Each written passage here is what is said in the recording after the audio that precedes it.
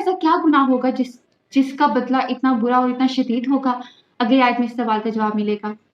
आयत नंबर 27 में है इन्नहुम, इन्ना बेशक हुम वो, इन्नहुम बेशक वो, कानू, कानू में वाव और अलिफ जमा करने के लिए है, कानू थे सब, ला नहीं, यरजूना, या ज़बर जा का मतलब है वो, वाव और नून यहाँ पर जमा करने के लिए हैं, यरजूना वो सब उम्मीद रखते, हिसाबन, बन के ऊपर जो दो ज़बर है ये किसी का मतलब स्पेसिफिक करने के लिए, खास करने के लिए है, हिसाबन किसी हिसाब की, इन्नहुम कानू ला यरजूना हिसाबा, बेशक वो किसी हिसाब की उम्मीद नहीं रखते थे। अगर कोई मुस्लिम भी है, उसको किसी बुरे काम से रोका जाता था तो वो आगे से क्या कहता था? मेरी मर्जी, मेरा दीन मेरे हद तक है, तुम कौन होते हो मुझे बताने वाले? आज की टेक्नोलॉजी के दौर में तो इनका कोई जवाब ही नहीं बनता। ये कौन सी सदी की बातें कर रहे हो? आज तो लिबरल दौर चल रहा है, इसमें तो अपनी मर्जी चलती है। जब इस तरह की बातें हों, इल्म को ठुकरा दिया जाए, कुरान पाक की आयत को ठुकरा दिया जाए, अगर हम ये कहें कि हमारी तो कोई अकाउंटेबिलिटी ही नहीं होनी, ये सिर्फ काफिर तो सिरे से इनकार कर देते थे ना आखिरत के दिन का, लेकिन कुछ मुस्लिम भी हैं हम, जैसे आजकल हमारे सवाल की वजह क्या है कि हमें रिश्वतखोरी, झूठ, जिना, हर गुनाह जिससे कुरान पाक ने हमें रोका है वो हमें रचा बसा हुआ है, तो हम सवाल पजीर हैं। आखिर हमें क्या नहीं पता कि हमने झूठ नहीं बोलना? हमें हर गुनाह का पता है कि ये हमने नहीं करना।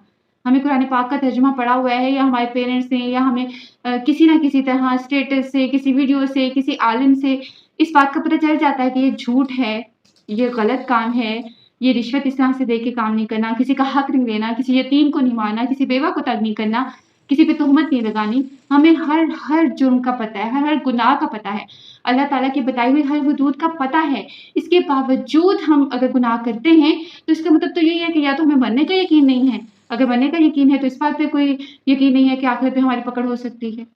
अगर हम अमल नहीं करते तो हमें यही उम्मीद है ना कि हमें जहन्नम में नहीं फेंका जाएगा, वरना जहन्नम की ऐसी आयात सुन के तो कोई भी लरस जाए और बुरे फेल की तरफ ना जाए।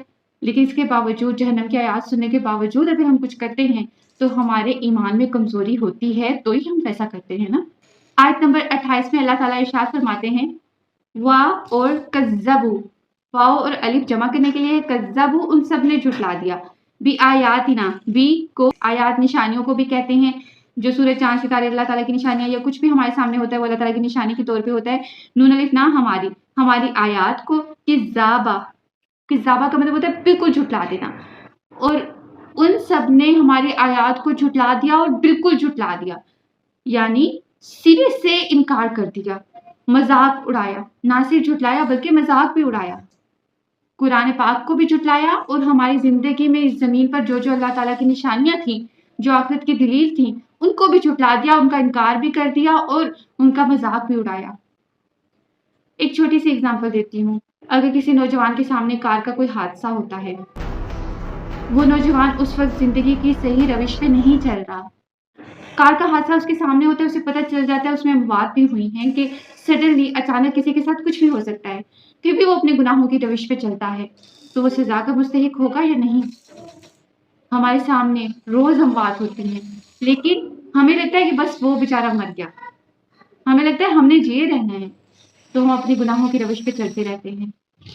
सिर्फ मुनाफिकीन, काफिर, मुकज़्ज़बीन उन सब के लिए ये आयात नहीं है, ये आयात हम मुसलमानों के लिए भी हैं जिनके आईडी कार्ड पे मुसलमान लिखा हुआ है। हमें अपने रवैयों में तब्दीली लाने की ज़रूरत है, तो ही हम जहन्नम के अजाब से बचेंगे। अल्लाह ताला हमें अपने फजल से जहन्नम के अजाब से बचाएं, जहन्नम की आग के अजाब से बचाएं। अल्लाह ताला हम पे अपने फजल, अपनी रहमत से हमें जन्नतुल फिरदौस में जगह दें, हमारा ठिकाना जन्नतुल फिरदौस में हो। अल्लाह ताला हमें आखिरत के दिन की सख्तियों से बचाएं। आमीन। अस्सलामु अलैकुम वरहमतुल्लाहि व बरकातुहू।